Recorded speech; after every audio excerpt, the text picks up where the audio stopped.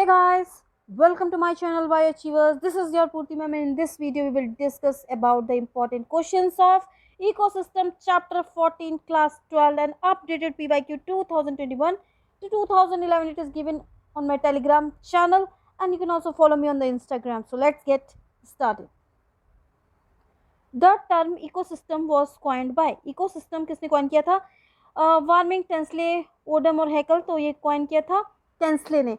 और अगर इकोलॉजी की बात करें तो ये टर्म किया था अर्नेस्ट हैकल ने। इन an ecosystem the rate of production of organic matter during photosynthesis, यहाँ पर देखो ऑर्गेनिक मैटर की बात की गई है और यहाँ पर कोई भी रेस्पिरेटरी लॉस की बात नहीं की गई है। So the answer is the gross primary productivity. The biomass available for the consumption by herbivores and the decomposers is called, वो बायोमास बताना है जो कि अवेलेबल है किसके लिए? Herbivore and decomposers. ओके, सो यहाँ पर जो आंसर होगा that is the net primary productivity. Net primary productivity का जो फॉर्मूला होता है यानी कि gross primary productivity minus respiratory loss, तो जो लॉस होता है उसको हम लोग माइनस कर देते हैं। तो this is available for the next trophic level.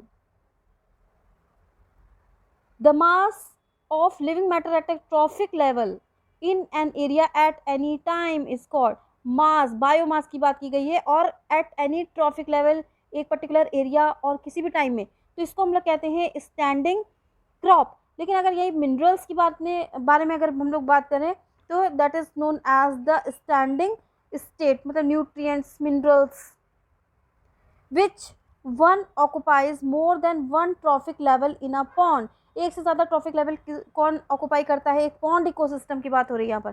तो जू प्लैंकटन, फिश, फाइटो प्लैंकटन और फ्रॉग, तो ऑब्वियसली फिश होगा क्योंकि ये जो है वो प्राइमरी कंज्यूमर भी हो जाएगा और सेकेंडरी कंज्यूमर भी हो सकता है। यहाँ पर हम लोग देख भी सकते हैं कि यहाँ पर देखो ये जो है प्राइमरी प्रोड्यूसर है, यहाँ पर दिया हुआ है, then the second trophic level primary consumer. तो ये जो फिशेस हैं वो थर्ड ट्रॉफिक लेवल और फोर्थ ट्रॉफिक लेवल दोनों में ऑक्युपाई कर सकते हैं। The slow rate of decomposition fallen logs is due to slow rate of decomposition, यानी कि decomposition क्या हो रहा है? बहुत ही slow हो रहा है of the fallen logs, जो भी wood होता है उसमें decomposition। तो पहले हम लोग देखेंगे wood में क्या होता है, हाई सेलुलोज कंटेंट होता है ना, लेकिन यहाँ पर स्लो डिकम्पोजिशन हो रहा है तो that is all due to the slow moisture content. The highest net annual productivity occurs in, highest net annual productivity किस में होगी? ऑब्वियसली कि ट्रॉपिकल रेन फॉरेस्ट होगा जो कि एवरग्रीन होता है। वहाँ पर क्या होता है कि ऑल ओवर द ईयर लगभग सेम ही वहाँ पर क्लाइमेट रहता है, तो ग्रीन कवर रहता है। That is the answer is the tropical rain forest. If we combine all the ecosystem present on earth then it is called, यहाँ पर देखो इकोसिस्टम की बात की गई है और यहाँ पर प्रेजेंट ऑन अर्थ, अर्थ में जितने भी इकोसिस्टम प्रेजेंट है उन सबको अगर कंबाइन कर लिया जाए तो that is called as the biosphere. और जो हियरकी जो हम लोग पढ़ चुके हैं ऑलरेडी, तो उसमें क्या होता है कि इंडिविजुअल से बनता है ऑर्गेनिज्म से बनता है पॉपुलेशन फॉर्म्स अ कम्युनिटी से इकोसिस्टम से बायोम और फाइनली क्या होता है? Biosphere. So this is the right option. The transfer of food energy through a chain of organism from one trophic to another, very simple, it is called as the food chain. मतलब एक trophic level से दूसरे trophic level जो transfer of food energy जा रहा है तो that is called a food chain. Which ecosystem has a maximum biomass, maximum biomass तो ऑब्वियसली फॉरेस्ट इकोसिस्टम का ही होता है।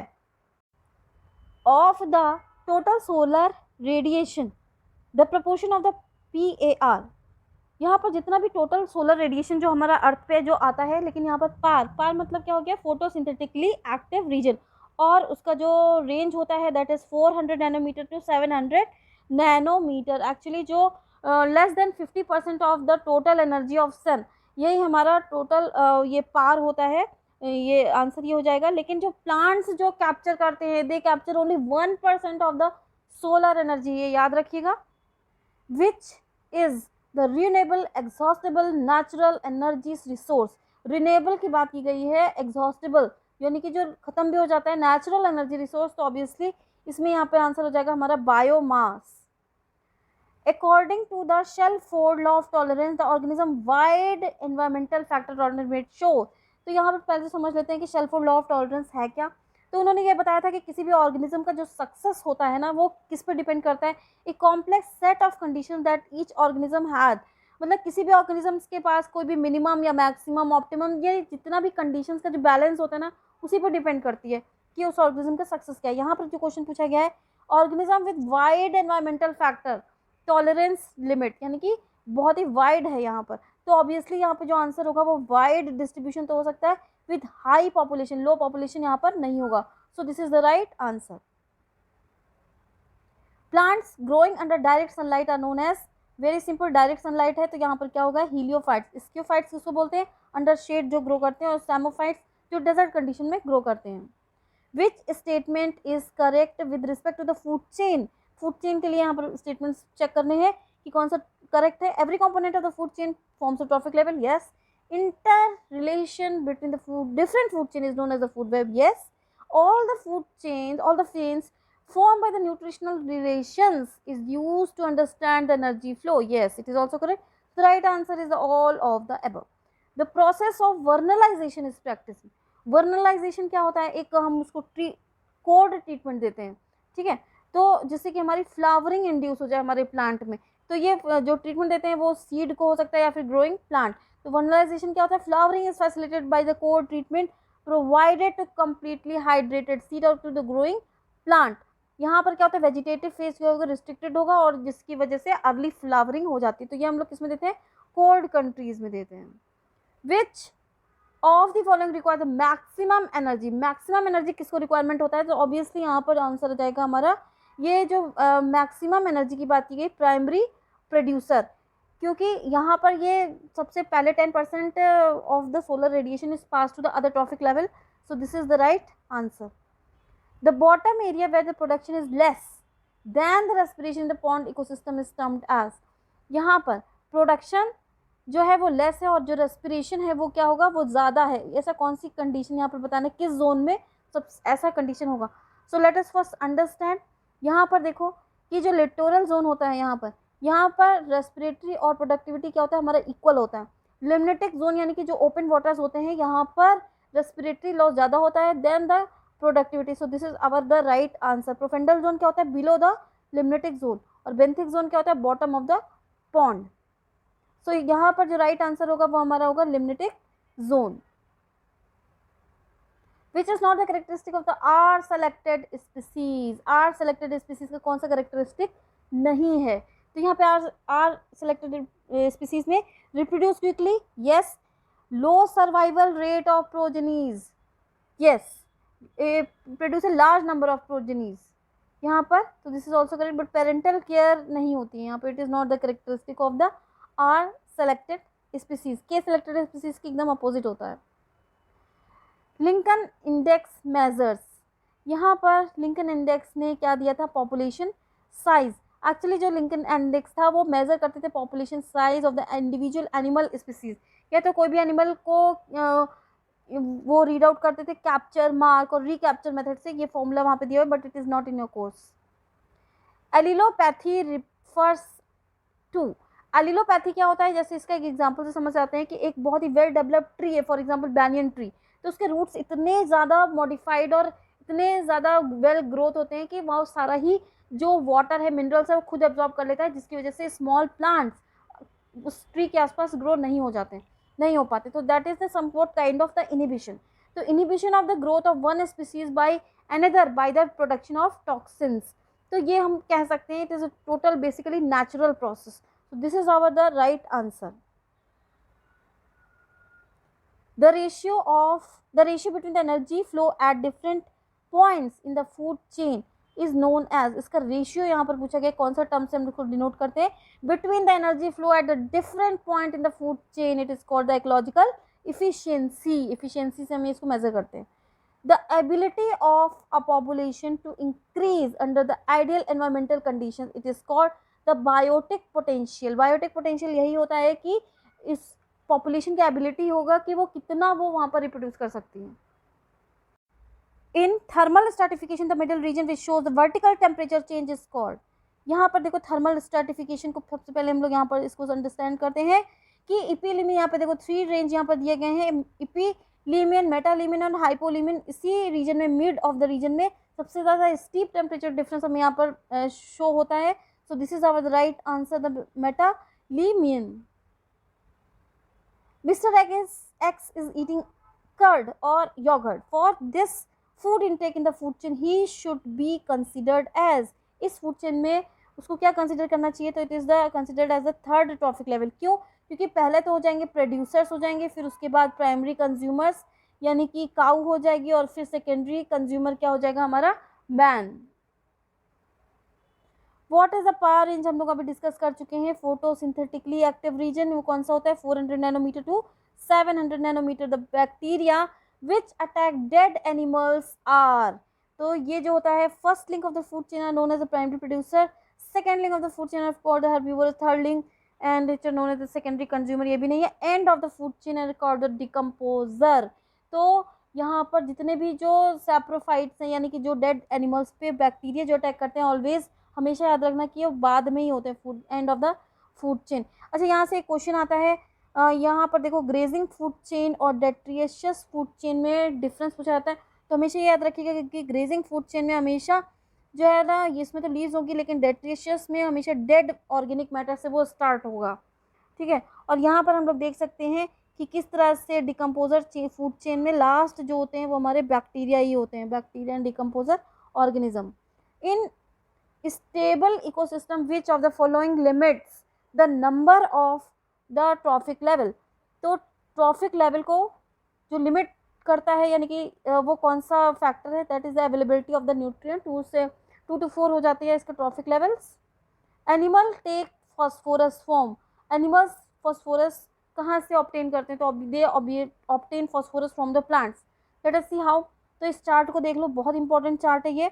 तो इसमें देखो यहाँ पे पूछा गया कि कंज्यूमर्स ये कहाँ से ऑब्टेन करते हैं फॉस्फोरस, ये हो जाता है प्रोड्यूसर। तो इसको पहले समझते हैं कि देखो फॉस्फोरस का जो सोर्स है वो क्या हो जाएगा, फॉस्फेट इन द रॉक्स। जब वो वेदर करते टूटता है तो क्या हो जाता है, soil solution, and then it is uptaken by the producer, producer के बाद कंज्यूमर, कंज्यूमर के बाद डेट्रिशियस, और फिर अगेन एक बार फिर से सॉयल सोल्यूशन। तो ये प्रोसेस याद रखना, डिकम्पोजिशन, और ये यहाँ पर क्या लिखा होगा, weathering. Energy flow in an ecosystem is, very simple कि एनर्जी फ्लो तो हमेशा यूनिडायरेक्शनल ही होती है। Then most animals that live in the deep oceanic waters are, most animals जो डीप ओशनिक वाटर में रहते हैं वो क्या हो जाते हैं हमारे, detritivores. Select a non denitrifying bacteria, यहाँ पर नॉन डीनाइट्रीफाइंग बैक्टीरिया यहाँ पर पूछा गया, लेकिन सबसे पहले डीनाइट्रीफाइंग बैक्टीरिया क्या है वो समझ लेते हैं। डीनाइट्रीफाइंग बैक्टीरिया क्या है कि नाइट्रोजनस कंपाउंड से फ्री नाइट्रोजन वो क्या होता है उससे लिबरेट आउट करता है। तो उसके जो एग्जांपल्स हैं डीनाइट्रीफाइंग बैक्टीरिया के, वो पहले याद कर लो कि वो ह्यूडोमोनास और थायोबैसिलस, ठीक है। लेकिन यहाँ पर क्या पूछा गया है, नॉन डीनाइट्रीफाइंग, तो ये क्या होता है, देखो इसका आंसर हो जाएगा बैसिलस रेमोसस, ये क्या है, ammonifying bacteria. Which one is a K selected species, K selected species क्या होती है, obviously it is the human. Actually K selected species क्या होती है, रिलेटिवली स्टेबल पॉपुलेशन होती है, fluctuating near the carrying capacity of the environment. तो ये जो होता है ना, high amount of the parental care होता है यहाँ पर, और एलिफेंट है, ह्यूमंस हैं, बाइसॉन है, ये सब इसके एग्जाम्पल्स हो जाते हैं। All species of lemur are endemic to which area, तो लीमर कहाँ पे पाए जाते हैं, generally they are found in the Madagascar. The upper part of the aquatic ecosystem contains, upper part यहाँ पर पूछा गया, तो the answer is the plankton. क्यों? क्योंकि यहाँ पर देखो जो सबसे ऊपर वाला जो एरिया है दैट इज द न्यूस्टॉन, फिर उसके बाद plankton, nekton and then benthos. तो अपर रीजन में यहाँ पर पूछा गया था, तो answer is the plankton. What type of the food chain is it, dead animals से यहाँ पर देखो शुरू हो रही है, तो blow fly maggot frog and snake, तो this is the answer of the this, ये आंसर हो जाएगा हमारा detrital food chain. The population of the bird declined in an area where the DDT was extensively used. Population of bird बहुत ही decline हो गई थी जहाँ पर DDT यूज़ हुआ था। ऐसा क्यों हुआ था? क्योंकि वहाँ पे जो शेल थे वो बहुत ही थिन हो जाते थे, ठीक है। तो यहाँ पर the answer is this, the bird stop laying eggs is long, the egg laid by the bird did not hatch, क्योंकि वो पहले ही फूट जाते थे। Which of the following lake zone है the phytoplankton in abundance. Phytoplankton कहाँ पर होगा? Generally it occurs in the limnetic area, अभी हम लोगों ने देखा था, open waters. The plant species with a wide range of the genetic distribution evolved into a local population known as। यहाँ पर देखो प्लांट स्पीसीज पूछा गया है कि with wide range of genetic distribution, और उसको हम लोग क्या कहते हैं? Evolve into a local population, तो उसको हम लोग कहते हैं इको टाइप। डीबी यानी कि डेसिबल किसका यूनिट है? साउंड इंटेंसिटी मेजर किया जाता है। It is an abbreviation use for the quantitative measurement expression of. और ये भी क्या है? एक पोल्यूटेंट है, noise pollution. So this is the example, this is the right answer, a particular pollutant. The eggshell of birds become thin by the pollution from the pesticides due to the interference in the activity of the eggshell का यहाँ पर एक बार फिर से thinning हो रहा है, और कौन सा pesticide है? हमारा DDT है, और ये ब्लॉक करता है कैल्शियम ATPase, यानी कि कैल्शियम मेम्ब्रेन तक नहीं पहुंच पाता है, ठीक है, वो इनिबिट करता है। Which one of the following would appear as a pioneer organism on the Bear Rock? Bear Rock पे सबसे पहले कौन वहाँ पर कॉलोनाइजेशन होता है? किसका colonization? Lichens. Secondary succession takes place on और इन। सेकेंडरी सक्सेशन कब होता है? यानी कि जब there is the right answer is the degraded forest. The natural reservoir of the phosphorus is, the natural reservoir क्या होता है? Rocks. The second stage of the hydroseed is occupied by the plants like, तो इसका answer हो जाएगा हमारा vallisneria. Hydrosere, the stages of the hydrarch succession, यहाँ से हम समझते हैं इसको। बहुत सारे क्वेश्चंस यहाँ पर बनते हैं, तो एक्चुअली तो इसमें कई सारी स्टेजेस होती हैं। तो पहला जो स्टेज हो जाती है that is the phytoplankton stage हो जाता है, ये पहला हमारा सक्सेशन है। उसके बाद आ जाता है सबमर्ज्ड रूटेड प्लांट, तो ये जो हमारा रूटेड प्लांट है इसका जो एग्जांपल हो जाता है यही पूछा गया है, तो वेलिस्नेरिया हो गया, हाइड्रला है, कैरा है। और थर्ड स्टेज क्या हो जाती है हमारी? Floating plants. फ्लोटिंग स्टेज हो जाएगी हमारी, थर्ड सक्सेशन आ जाएगा, और इसका एग्जांपल हो जाएगा हमारा एजोला। ये भी काफ़ी क्वेश्चन पूछा जाता है। फिर उसके बाद देखो read swamp stage, read swamp stage आता है, इसका एग्जाम्पल हो जाएगा टाइफा। और फिर उसके बाद सेच मार्श और मीडो स्टेज हो जाता है, और देन श्रब्स, देन ट्रीज। तो उसको याद करने की जो ट्रिक है RMST। Which one of the following statement is correct for the secondary succession? Secondary succession कब होता है? कौन सा करेक्ट स्टेटमेंट है वो हमें यहाँ पे देखना है। It is similar to the primary succession except that it has relatively fast pace. तो यस, ये एकदम सेम वैसा ही होता है प्राइमरी सक्सेशन, लेकिन वो फास्ट होता है, तो yes it is correct. It begins on bare rock, तो दिस इज रॉन्ग, क्योंकि वो डिग्रेडेड एरिया पे ही होता है। It occurs on the deforested side, it is also wrong. It follows the primary succession, it is also wrong statement. What type of ecological pyramid would be obtained from the following data? तो हम लोग यहाँ पर देख सकते हैं कि primary producer जो है, फिर उसके बाद प्राइमरी कंज्यूमर, सेकेंडरी कंज्यूमर, तो we can draw it like that कि सेकेंडरी कंज्यूमर जो है यानी कि इन्वर्टेड पिरामिड बन रहा है, और ये ग्राम है यानी कि बायोमास, तो यहाँ पर इन्वर्टेड पिरामिड ऑफ बायोमास यहाँ पर बनेगा। तो फिर यहाँ पर इसका जो एग्जाम्पल हो जाएगा इसका एक्वाटिक इकोसिस्टम हो सकता है, सी है, पॉन्ड हो सकता है यहाँ पर, ठीक है।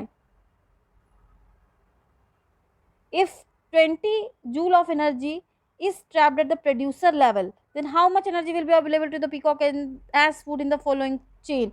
तो यहाँ पर पूछा गया पीकॉक को कितनी एनर्जी यहाँ पर मिलेगी, तो प्लांट को ने कितनी एनर्जी ट्रैप की है? 20 जूल, तो इसका 10% कितना होगा? माइस में 2, देन स्नेक में 0.2, और देन पीकॉक में 0.02, यानी कि 10% लॉ ऑफ एनर्जी ट्रांसफर से हम ये से कैलकुलेट कर सकते हैं। सो हमारा जो आंसर आ जाएगा वो that is the option number A. So this is all for this video, thanks for watching, please like, subscribe and share, and don't miss to press the bell icon, and for more videos please do write in the comment section. Thank you.